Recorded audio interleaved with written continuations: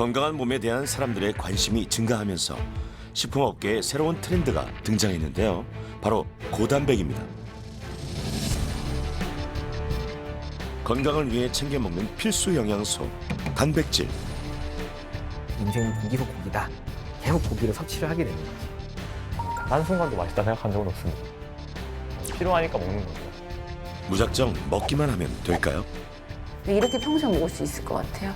확실히 이건 근육통이 아니라 뼈가 아픈 거다라는. 저도 모르게 약간 통증 같은 게, 모르고 있었던 단백질의 두 얼굴. 그리고 통증도 생길 뿐만 아니라 그 콩팥도 망가지고 단백질을 제대로 알고 단백질을 적당히 먹고 단백질을 올바르게 요리하는 단백질의 모든 것 지금 공개합니다. 오늘의 귀하신 몸.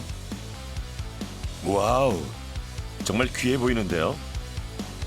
땀 흘리며 귀하게 키워낸 이 몸의 주인공을 소개합니다.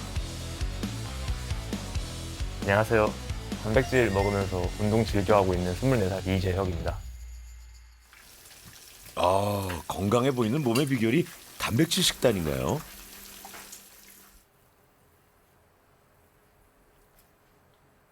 밥은 한 1.5개에서 2개 정도 먹고, 닭가슴살은 한 100g에서 150g 정도 먹고, 계란은 2개에서 3개 사이 먹습니다. 아니, 단백질 참 좋다는 건 알지만 밥에 닭가슴살에 달걀요? 맛있어요? 맛 없습니다. 근데 왜 이렇게 드세요? 먹는 거에서의 그 행복감? 그건 포기했습니다. 제가 기본적으로는 식단을 아침, 점심, 저녁이 다 똑같아가지고요. 계란밥에 이제 닭가슴살 먹습니다. 가장 싸서 닭가슴살을 가장 많이 먹고요. 그리고 지방이 가장 적습니다. 순수한 단백질은 역시 닭가슴살만한 게 없다 생각해가지고. 삼시세끼를 똑같이 먹는 재혁 씨. 이렇게 많이 먹어도 되나요? 단백질은 우리 몸을 구성하는 성분 중에서 물 다음으로 가장 많이 차지하는 영양소라고 할 수가 있고요. 결국 근육이나 뭐 인대, 뼈, 머리카락, 손톱 이런 모든 장애를 구성하는 데 꼭 있어야 되는 영양소라고 할 수 있겠습니다. 일반적인 단백질 권장 섭취량은 단위 킬로그램당 0.8에서 1.2g 정도가 되는데요. 근력 운동을 많이 하는 분들한테는 킬로그램당 1.5에서 1.6g까지 드시도록 이야기하기도 합니다. 근육을 키우고 싶은 76kg의 재혁 씨는 하루 권장량이 121g 정도네요. 그런데 새끼 식사에서 닭가슴살하고 달걀만 해도 이미 126g인데요. 여기서 끝이 아닙니다. 단백질 보충제도 먹나요?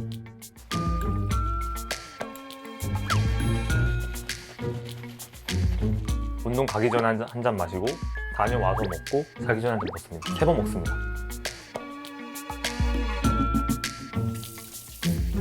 지금 대놓고 보이는 단백질만 198g입니다. 거의 200g 맞죠? 닭가슴살을 기준으로 단백질 섭취량을 계산을 하고 그 음식을 많이 드신 것 같은데, 우리가 주식으로 먹는 쌀에도 단백질이 단위그램당 6g까지 또 높은 양이 들어있기 때문에 계산해서 드시는 것이 좋을 것 같습니다. 그럼 200g 이상을 먹는 건데요. 재혁 씨에겐 다 이유가 있다고 합니다. 뭐 하고 있어요? 운동 가기 전에 그 단백질 섭취량이랑 근성장에 관한 논문 좀 찾아보고 있었습니다. 영어 논문까지 찾아 공부하며 단백질을 먹고 운동하는 재혁 씨. 이 몸에 근육량이 많은 사람들이나 그 하루에 1시간에서 2시간 정도의 근력 운동을 하는 사람 입장에서는 1.5에서 2.2배까지 먹는 게 적정량이라고 알고 있습니다. 재혁 씨가 공부한 내용이 맞을까요? 단백질도 충분히 먹었겠다. 이제 운동하러 가봐야죠.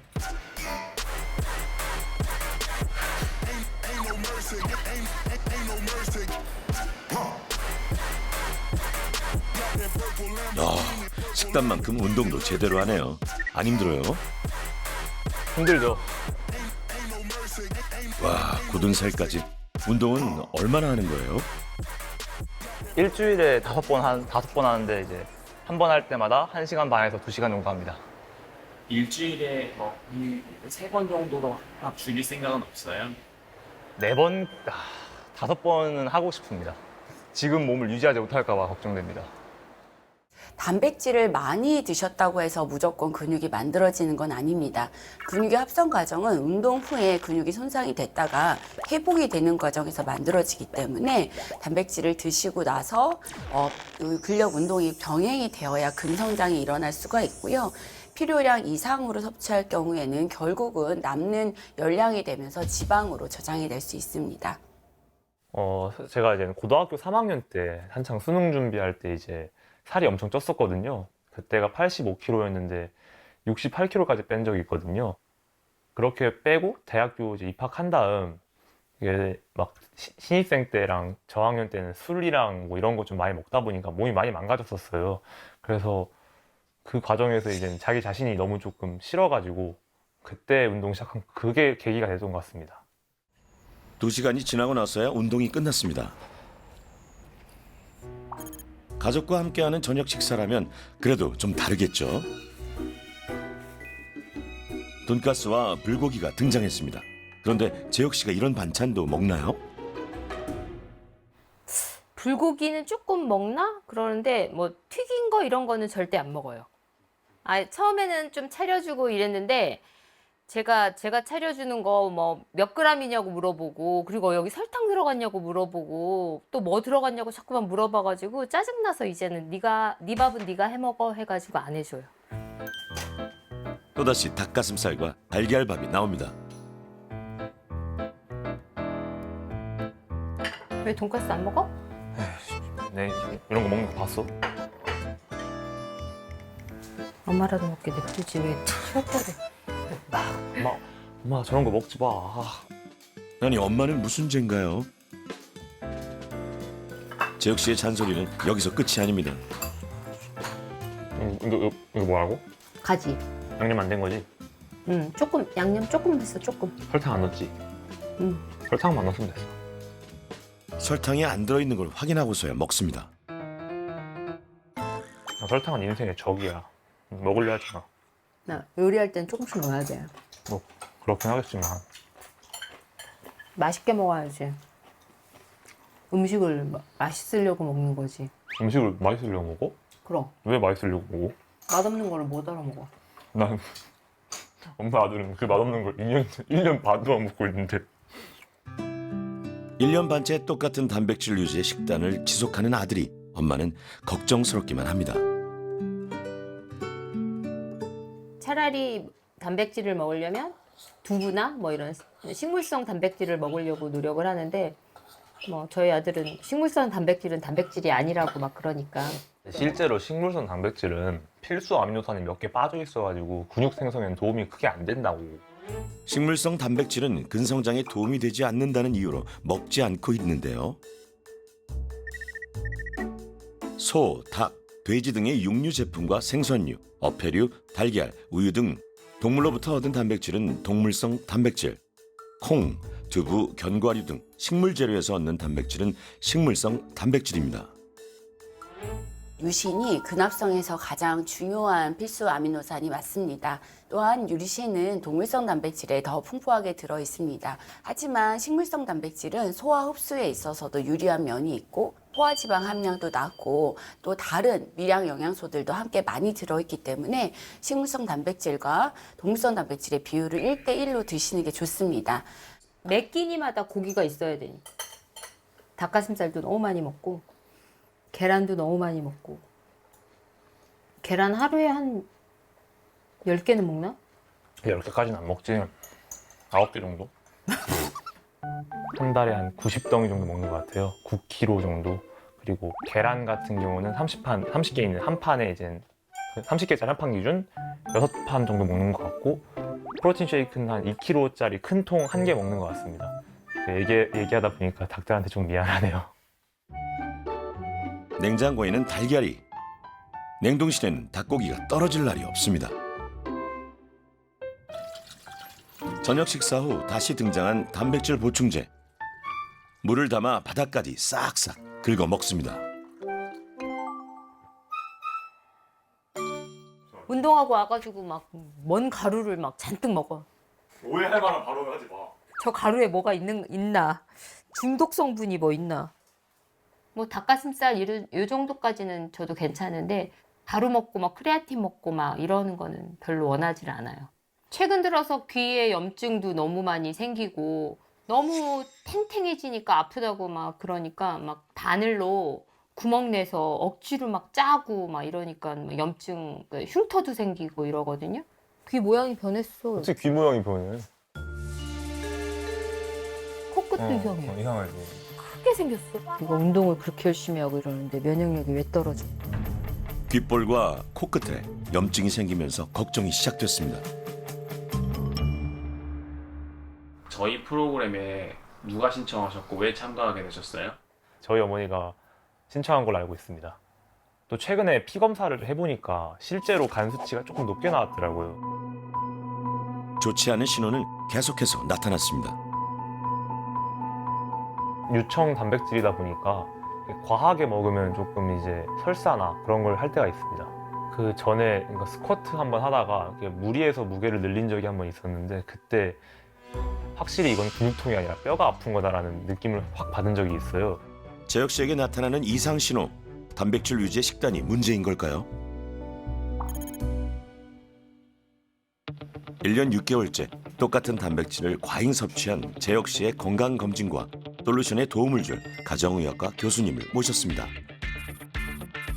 재혁 씨의 건강 상태는 어떨까요?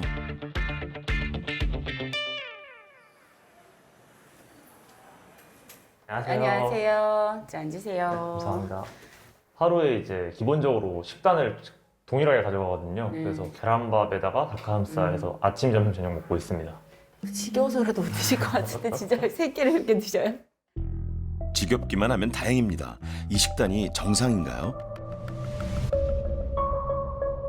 사실 요즘 단백질 섭취에 대한 강조가 많이 되어 있고 또 근육을 만들고 체지방을 감량하는 데 관심이 많은 젊은 세대는 단백질 섭취를 많이 하는 경향이 있습니다. 어떤 한 음식을 먹고 운동만 많이 하면 몸이 건강해질 거라고 하는 맹신이 가장 컸던 것 같고요.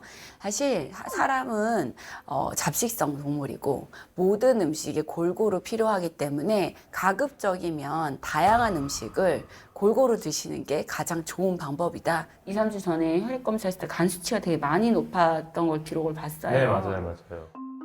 단백질 위주의 식단을 시작한 후 간 수치가 높아졌었는데요. 간 수치가 높았었는데 이번 검사한 거 보니까 또 정상이 됐어요. 놀랍게도 아무런 조치 없이 정상으로 돌아왔습니다.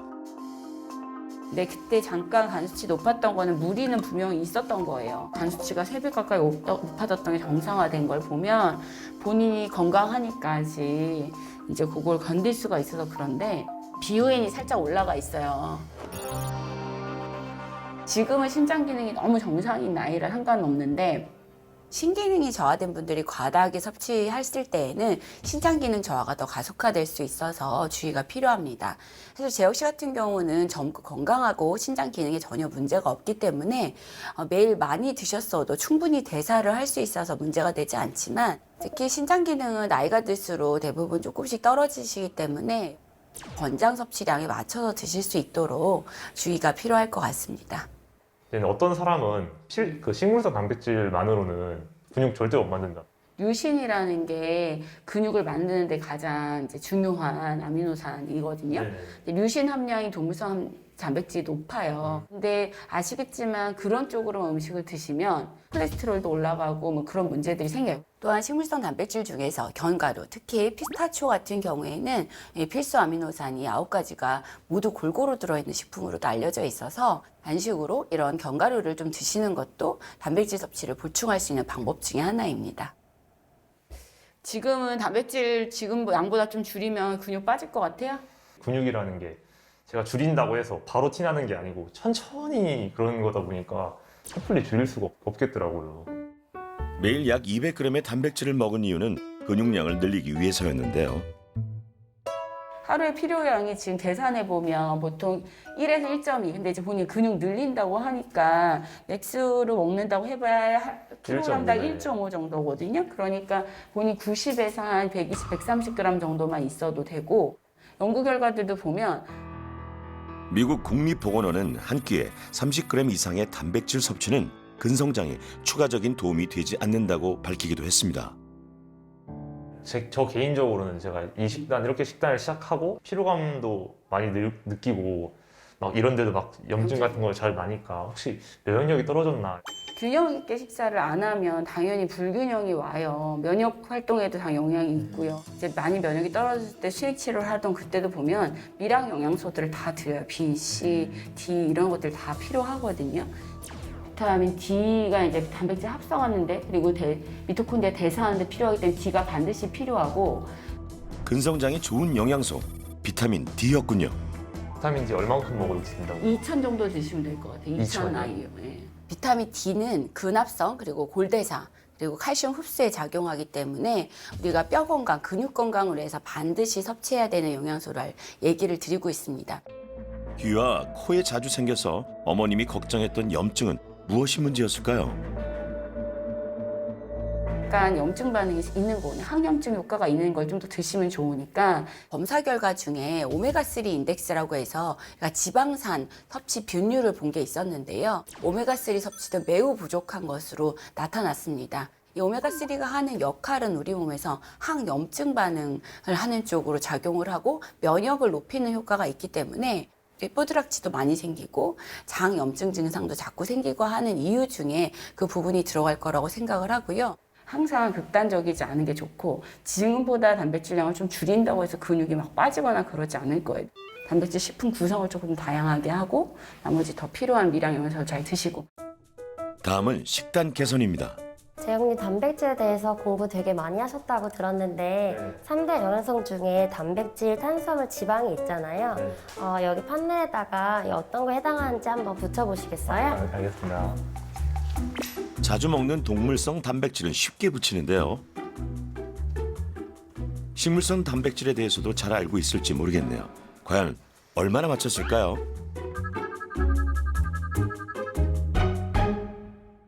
버섯 같은 경우는 어떻게 해야 되나요?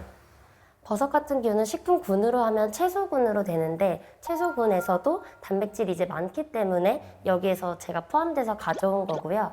그리고 사실 치즈 같은 경우에도 지방이 많긴 하지만 사실은 단백질군으로 분류가 돼요. 그래서 치즈를 먹어도 단백질을 섭취할 수 있고 지금 여기 보이는 것들 전부 다 단백질이 들어있어요. 놀랍게도 이 모든 식품에 단백질이 들어있었습니다. 재홍님께서 일주일 동안 식사 일기 열심히 써주셨잖아요. 네네. 그 지금 2020 한국인 영양소 섭취 기준 에너지 적정 비율로 봤을 때 사실 탄수화물은 55에서 65%, 지방은 15에서 30%, 단백질은 7에서 20% 정도를 적정 비율로 보고 있어요. 근데 이제 재영님의 에너지 섭취 비율은 탄수화물은 47%로 적정 비율보다 낮았고요. 그리고 지방은 21%로 적정 범위 안에 있었어요. 그리고 단백질은 32%로 적정 비율보다 많이 섭취되고 있었어요. 제가 재혁님 식단을 보니까 최대한 간단하게 챙겨 드시려고 하시는 경향이 있는 것 같아서 제가 그래도 최대한 간단하게 한번 짜봤어요. 일일 권장 섭취량에 맞는 단백질 식단을 받았습니다. 재영님의 식사 구성이 단백질 섭취에만 편중이 되어 있어서 채소랑 과일 섭취가 너무 적었어요. 그래서 비타민이라든지 식이섬유 섭취가 적은 것이 문제가 될 수 있었습니다. 또 근성장을 위해 고강도 웨이트 트레이닝을 하고 계셔서 운동 후에 충분한 단백질 섭취를 하실 수 있도록 운동 직후 단백질 쉐이크를 구성하였습니다. 이게 지금 제 기억으로는 115g 정도 됐던 것 같거든요. 120은 돼야 될 것 같아요. 5g 정도 차이. 5g이 되게 소중해요. 5g이 되게 소중합니다. 소중합니다. 5g이 충격적이에요? 충격적이에요. 되게 소중해요. 5g. 알겠습니다. 단백질 보조제 가루도 아까워하는 재혁 씨가 단백질을 줄일 수 있을까요? 아침 일찍부터 출근하는 오늘의 두 번째 귀하신 몸.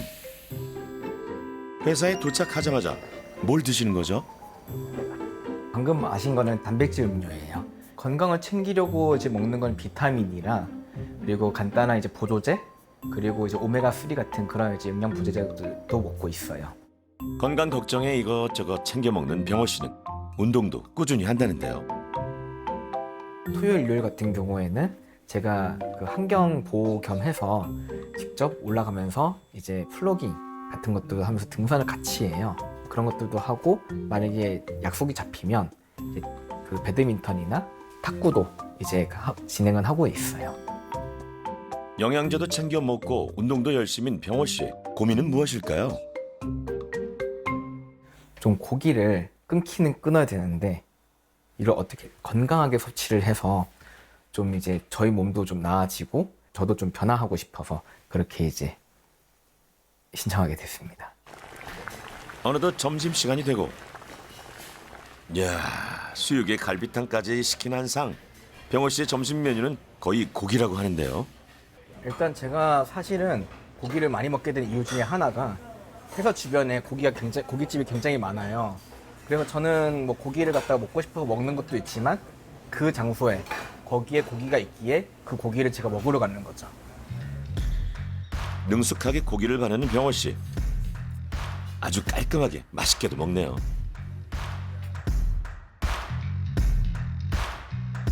병호 씨가 먹은 점심 식사에는 대략 54g의 단백질이 들어 있습니다. 이렇게 회식을 하게 되면은 고기를 많이 먹게 되죠. 1인분 먹고 헤어지는 경우가 별로 없습니다. 뭐 2인분, 3인분 하고 하루 필요한 단백질 섭취량의 한 2~3배 정도를 더 섭취를 하게 되고 그와 더불어 뭐 지방의 섭취도 늘어나게 되고 탄수화물 섭취도 늘어나게 돼서 전반적으로 과잉 영양 상태가 되는 경우가 많습니다. 일단 제 기억상으로는 일주일에 고기를 점심에도 먹는 경우가 2번 내지 3번 정도 있고요. 그리고 제가 직접 혼자서든 아니면 같이든 구워서 먹는 경우는 이제 일주일에 한 번 정도는 있어요. 점심에 고기를 두어 드신다고요? 일주일에 한 번. 네.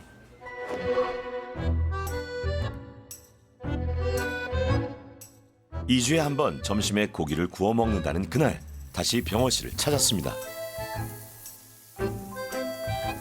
일단 간단하게 가끔은 이제 회사에서 고기 구워 먹을 때 같이 따라가서 먹다 보니까 어떤 음식들 점심으로 드세요? 분해 식당에서 이제 점심을 먹는데 거기도 주 메뉴가 고기일 경우도 있죠. 일반적으로 고기를 섭취하는 거는 거의 회사를 다니면서 주 한 3~4일 정도는 되지 않나 그렇게 생각하고 있어요. 사실상 거의 매일 아닐까요?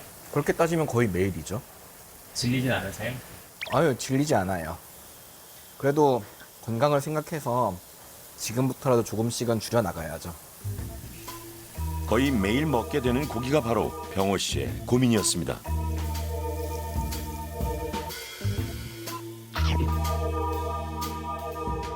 약속을 잡을 때도 가장 만만한 게 아무래도 고기다 보니까 인생 고기서 고기지 이러면서 고기를 또 먹으러 갑니다. 육류 위주의 식습관은 병호 씨만의 이야기가 아닙니다. 10명 중 약 4명이 소고기를 한 달에 한두 번, 10명 중 5명이 돼지고기를 일주일에 한두 번씩 먹고 있습니다.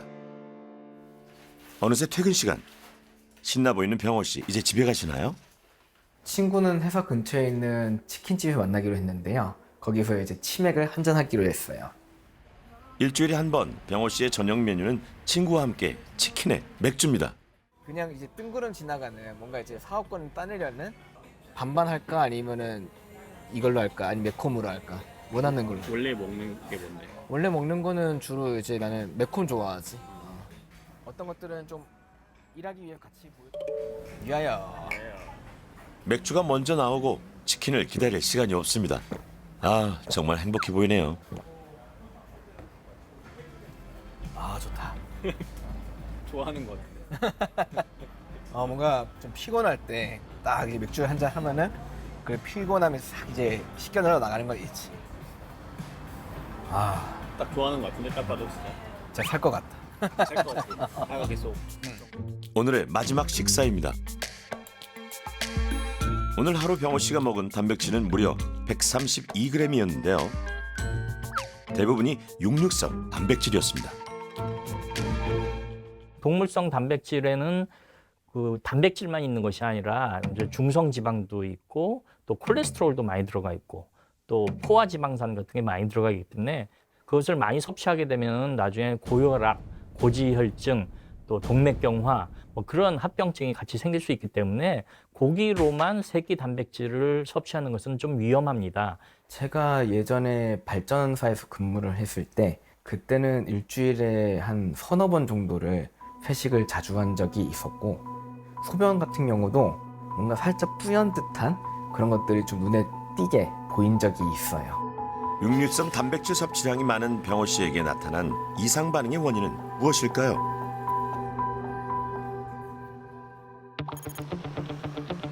육류 위주의 식생활을 수년째 지속한 병호 씨 건강 검진과 솔루션에 도움을 줄 류마티스 내과 교수님을 모셨습니다. 병호 씨의 건강 상태는 어떨까요?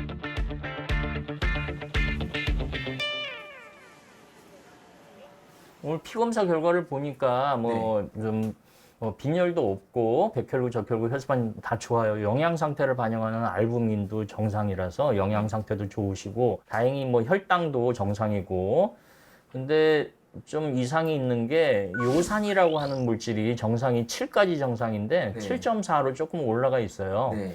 우리가 먹은 고기나 생선에 퓨린이 들어가 있는데 이것이 우리 몸에 들어와서 12가지 단계를 거치고 여러 효소의 작용에 의해서 이 요산이라고 하는 최종 물질로 변하게 됩니다.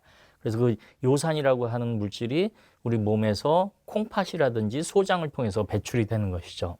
정상적인 사람들은 100개가 만들어지면은 그 콩팥에서 100개를 다 내보내는데 요산이 높은 사람들은 100개가 만들어지면 그 콩팥에서 그걸 다 처리를 못 해요. 그래서 한 50개만 내보내고 나머지 50개는 다시 피 속에 재흡수돼 갖고 요산의 수가 증가하면서 고요산 혈증이 생긴다고 볼 수 있습니다.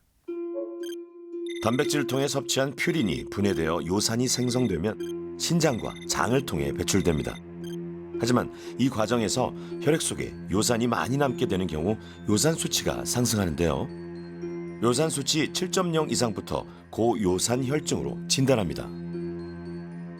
요산이 7 이상 올라가는 거를 고요산 혈증이라고 합니다. 네. 고요산 혈증이 오래되면 나중에 통풍이라는 병이 생겨요. 보통은 이게 통풍이라는 병이 굉장히 발이 아픈 병인데 고기 많이 드시는 분, 술을 많이 드시는 분한테 그런 게 잘 생겨요. 고요산 혈증이 지속되면 혈액 속에 남아있던 요산 결정이 신체 조직에 쌓이게 됩니다. 이 요산 결정들이 관절 주위의 덩어리를 이루면서 나타나는 염증성 발작, 관절통이 바로 통풍입니다. 단백질을 많이 섭취해서 생기는 질병은 단 한 가지, 통풍입니다. 그래서 통풍이나 고요산 혈증이 생기는 데는 두 가지 요인이 있어요. 하나는 유전적인 요인이고 하나는 환경적인 요인. 둘 다 중요하고요. 이 두 가지가 겹쳐야 통풍이 생깁니다. 통풍의 전조 증상이라는 건 사실상 없어요. 너무 급성으로 오기 때문에 일단 발작이 오기 시작하면은 빨리 병원으로 가든지 아니면 의사 선생님이 지어주신 비상약, 진통제, 소염제 그런 걸 빨리 먹는 수밖에 없습니다. 생활 습관 비디오를 한번 볼게요. 네. 맥주 자체에도 많은 요산이 있어요. 통풍 환자들에게는 치맥은 절대 먹지 말라고 그렇게 얘기를 합니다. 통풍으로 한번 진단이 되면은 이 약을 평생 드셔야 돼요. 평소 드시던 음식을 이렇게 사진을 찍어 갖고 오셨네요. 이 커피는 요산을 배출시키는 역할을 해요. 콩팥에서 그 부작용이 나지 않는 한도 내에서 뭐 하루 2잔이나 3잔, 저 같은 경우 하루 3잔 정도 마시는데 이렇게 블랙 커피로 드시는 게 좋습니다. 네. 그 다음에 요거가 조개탕이네요. 네. 조개탕인데 이 조개 성분에도 여기에 퓨린, 그러니까 요산의 전구 물질, 요산이 많이 들어가 있다는 얘기예요. 국물이 고소하잖아요. 네. 그 요산의 맛이 고소해요. 우리가 한 가지 놓치고 있는 것은 국물이에요. 퓨린은 물에 잘 녹거든요. 국물까지 다 먹으면 그 국물 안에 요산이 많이 녹아 있거든요. 그래서 그런 거 많이 먹으면은 예상외로 또 이 통풍이 생길 수가 있습니다. 닭, 소, 돼지 등의 육류, 내장류, 등푸른 생선, 오징어, 어패류에 퓨린이 많이 들어있는데요. 반대로 퓨린이 적게 들어있는 음식은 달걀, 두부, 체리, 저지방 우유입니다. 특히 저지방 우유에는 오로산이라고 하는 물질이 들어가 있는데 오로산이 요산 배설을 촉진을 시키는 역할을 합니다. 그래서 통풍이나 고요산 혈증이 있는 환자들에게 단백질 섭취를 권장할 때 이 저지방 우유를 드시라 그렇게 권장하고 있습니다. 제가 고기를 좀 과하게 먹으면 가끔 가다가 예. 이게 소변을 딱 볼 때 예. 뭔가 좀 살짝 뿌연 것 같은 게 네, 맞습니다. 고기를 많이 드시면은 소변이 탁해지고 뽀얘져요. 네. 네. 고기 성분에 이제 단백질 성분은 나이트로젠, 그 질소 성분이 많거든요. 네. 고기를 1인분 먹으면 다 배설을 하고 소변도 깨끗하게 나오는데 그걸 2인분, 3인분, 4인분 먹게 되면은 콩팥에서 그거를 다 해결을 못 하는 거예요. 그러니까 질소를 다 분해하지 못하고 그냥 왕창 내보내는 거죠. 그렇게 되면서 단백질도 같이 나오는 수도 있습니다. 최근 병호 씨의 건강 관련 고민은 육류성 단백질 위주의 식단 때문이었네요. 1차 치료는 약물 치료가 아니라 생활 습관 개선이에요. 술도 줄이시고 또 고기 많이 드시는 것도 좀 줄이시고 운동 열심히 하시고 적정한 체중으로 유지를 하시고 건강한 음식을 제가 소개를 해드릴 테니까 그거 드시고 2주 후에 어떠한 변화가 일어나는지 한번 살펴보도록 할게요. 병호 씨에게는 요산 수치를 낮출 수 있는 식단이 주어졌습니다.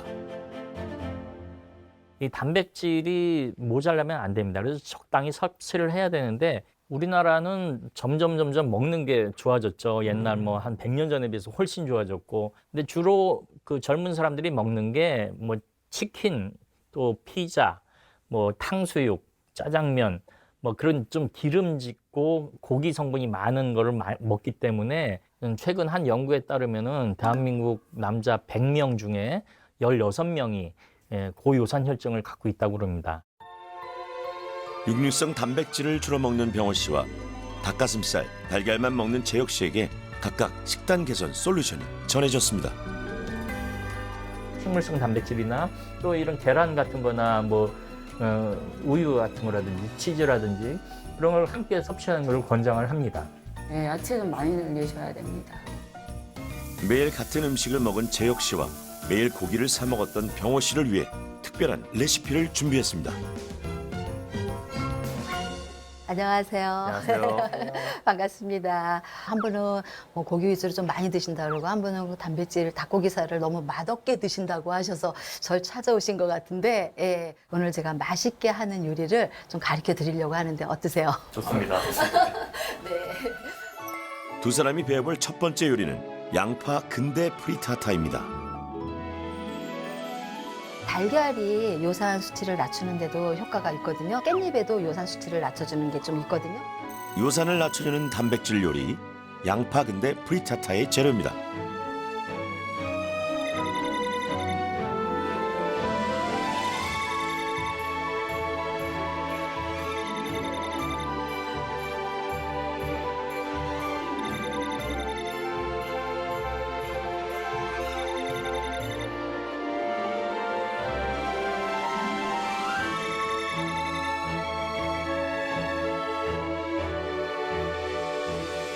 그리고 지금 두 분이 보시다시피 여기 들어간 양념이 뭐가 있어요? 그렇죠. 거의 완전 없어요. 아예 없어요. 기름 올리브 오일 썼죠? 네. 소금 후추 살짝 들어간 거예요.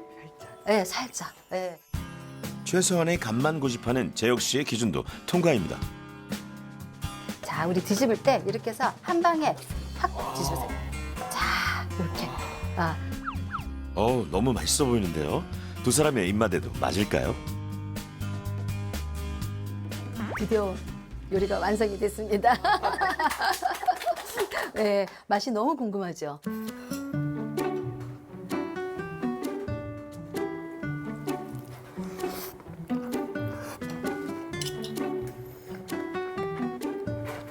뜨겁죠?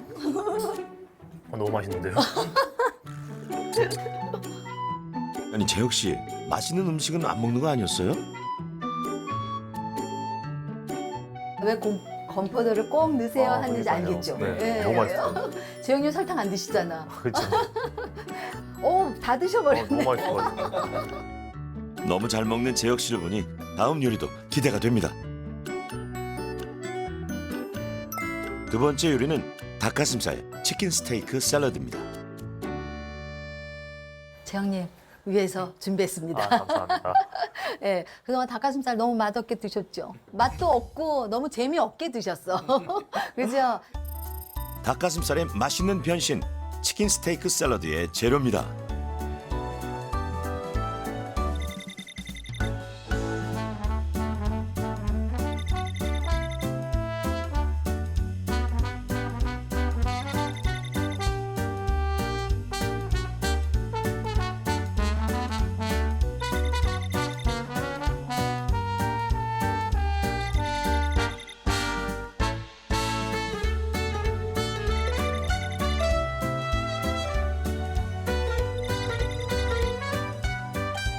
요리가 완성됐습니다. 감사히 먹겠습니다.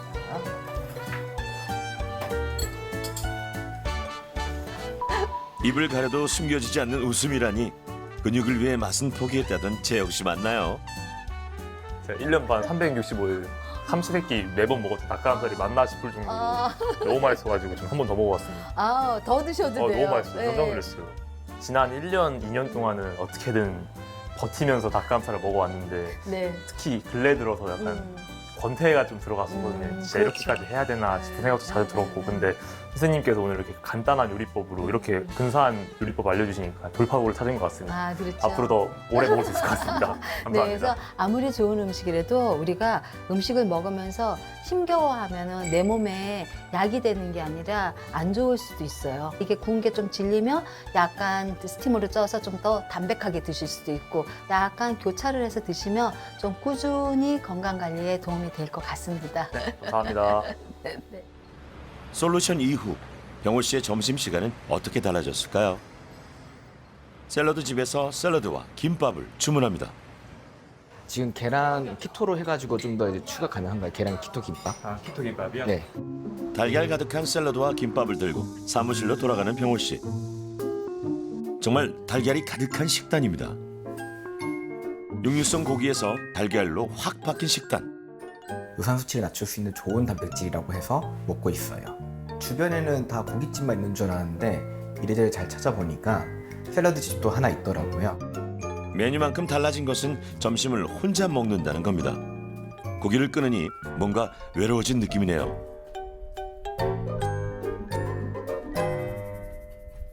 아무래도 사회생활을 하다 보니까 고기를 다 같이 먹고 있는데 혼자서 채소 위주로 먹고 있으니 뭐라고 하신 분들도 있으셨어요. 갑자기 그렇게 바꾸면 그 좀 자리가 좀 이렇게 분위기가 좋지 않아질 수도 있다. 일단 양해를 구하고 고기 대신에 채소 위주로 많이 먹고 술 대신에 물 위주로 많이 먹었습니다. 뭔가 진짜 유혹이 거의 넘어갈 뻔하거나 그런 거 없으셨어요? 네, 유혹에는 절대 넘어가지 않았습니다.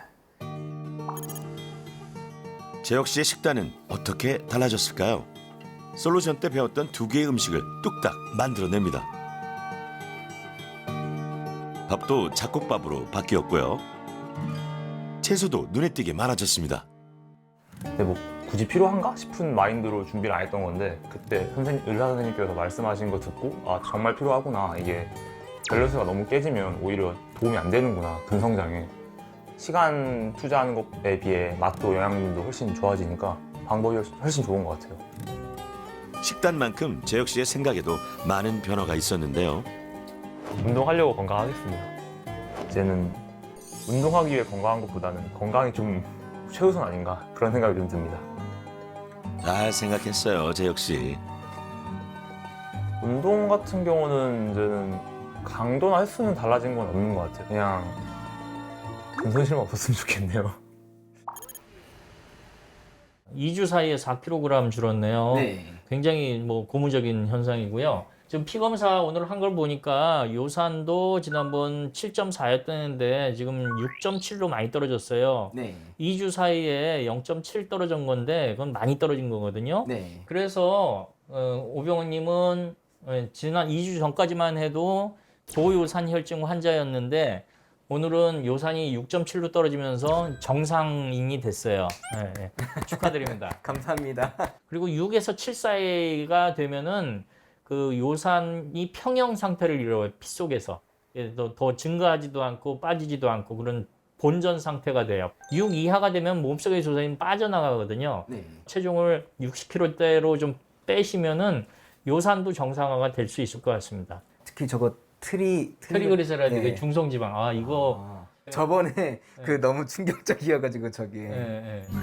중성지방 수치도 절반 가까이 떨어졌습니다. 2주 전만 해도 이제 중성지방이 284로 엄청 높아갖고 고지혈증 환자였는데, 오늘도 보니까 이게 중성지방이 많이 떨어져갖고 고지혈증, 고중성지방 혈증에서는 지금은 해방이 됐습니다. 2주 만에 체중 4kg 감량, 요산 수치 0.7 하락, 중성지방 수치는 146 감소시킨 식단을 소개합니다. 치즈도 요산을 떨어뜨리고 체리도 요산을 떨어뜨리고 바나나하고 당근에는 요산이 전혀 들어가 있지 않아요. 닭가슴살도 뭐 요산이 좀 있긴 한데 그렇게 많지는 않고, 그다음에 식물성 이쪽에는 그 옥수수에는 요산이 안 들어가 있습니다. 예, 이게 좋은 것만 모아놨네요. 예, 좋은 동물성 단백질이 있기 때문에 이 계란을 하루에 뭐 1개, 2개씩, 하나 또는 2개씩 드시는 게 몸에 단백질 관리하는 데도 도움이 될 것 같습니다. 병호 씨의 식단은 말 그대로 만점이네요. 네, 끝까지 한번 해볼게요. 예. 응원하겠습니다. 네, 감사합니다. 간 수치 올라가는 거, 신장 기능 나빠지는 거, 콜레스테롤 올라가는 거, 혈당 올라가는 거는 굉장히 예민하신데, 요산 올라가는 거는 이제 통풍의 발작이 오지 않는 한 그렇게 심각하게 생각하지 않는 것 같거든요. 위험 사인이다. 눈에 보이지 않는 그런 나쁜 시그널이 오고 있다라고 하는 걸 지금 알고 계셔야 되고, 계란이라든지 우유라든지 그런 낙농식품을 많이 드시면서 요산을 떨어뜨리고 또 자기 몸의 단백질을 유지하는 것이 중요합니다. 재혁 씨도 병원을 찾았습니다.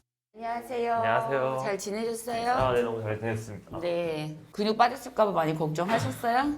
조금 뭐 큰 걱정까지는 안 했습니다. 피로감은 확실히 줄어든 것 같아요. 피로는 좀 줄었어요. 피로감이 확실히 줄었어요. 단백질 섭취 양을 얼마나 줄이신 거예요? 250에 육박하게 먹었었는데 지금은 제가 딱 그냥 철저하게 계산해서 150 정도 먹고 있거든요. 근육량을 늘리기 위해 1년 반 동안 유지한 식단이 달라졌습니다. 저까지 떨리네요. 근손실이 있었나요? 검사하신 거 보니까 일단은 체중이 줄었어요, 본인이. 네네. 76.4에서 75.7로 줄었거든요. 그래서 0.7kg가 줄었는데 몸무게가 줄면 그때 지방만 빠지진 않아요. 맞죠. 보통은 근육도 같이 빠지는데 상체랑 몸통 근육은 늘고 그다음에 다리 쪽이 살짝 빠진 걸로 나오는데 이건 운동 부위가 아, 맞아요. 어떻게 제가 했는지.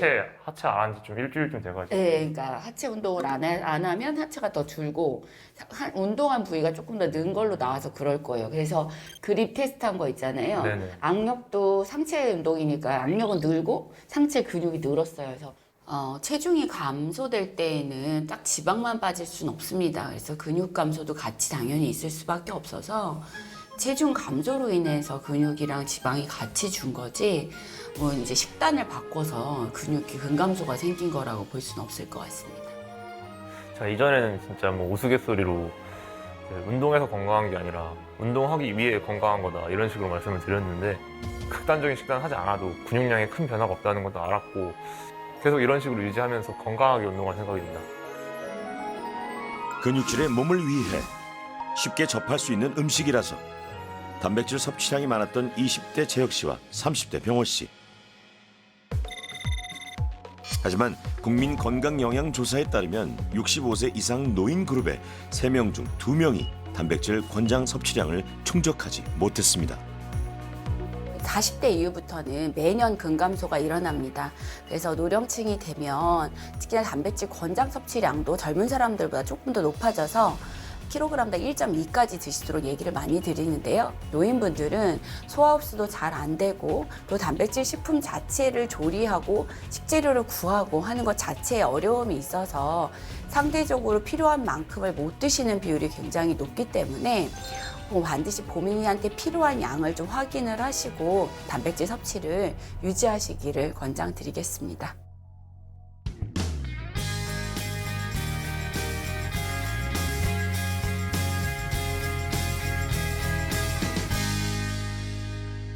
별다른 증상은 없어요. 환갑도 안 넘었는데 아직.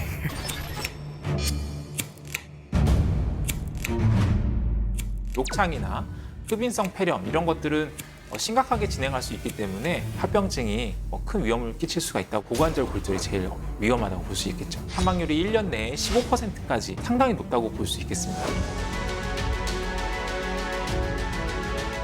규칙적인 운동, 적절한 영양 섭취 이런 것이 중요하게 됩니다. 그 골밀도를 좋게 할 수 있는 여러 가지 생활 습관을 가지시는 게 중요하고 지금 어떻게 하느냐에 따라서 골다공증까지 안 갈 수 있습니다. 노후가 바뀌는 거죠. 오리자조금 관리위원회에서 오리고기 세트를 드립니다.